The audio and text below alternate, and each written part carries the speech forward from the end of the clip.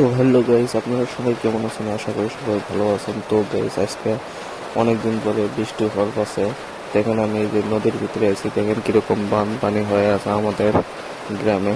তো আপনাদেরকে এই ভিডিওটা দেখা আছে, আপনারা সবাই ফুল ভিডিও লাস্ট পর্যন্ত দেখতে থাকেন।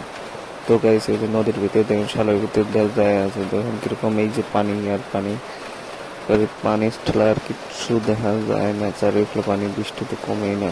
তো গাইস, এই যে সবাই দেখেন যায় আছে স্কুলের ছাত্ররা, আর এই যে আমার এই যে বস্তির একটা ভাই যায় আছে। তো গাইস, এই যে দেখেন কিরকম ভাবে পানি দেখা আছে, দেখেন এই যে এরা হাসি ভর্তি যায় আছে, টেনশন নাই।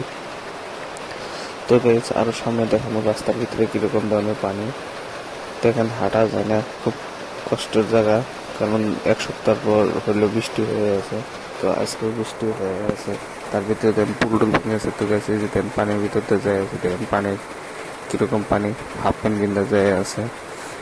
আর ওই যে দেখেন ধান টান কাটছে, ধান খেতের সাইজগুলো দেখেন গাইস, ধানের কি ডিজাইন। এই যে গাইস, রাস্তাটা খুব কেদো হয়ে আছে, কেদোর ভিতরে যায় আছে। সামনে কুশাল বাগান দেখলাম, কুশাল তো আমার খাইতে খুব ভালো লাগে।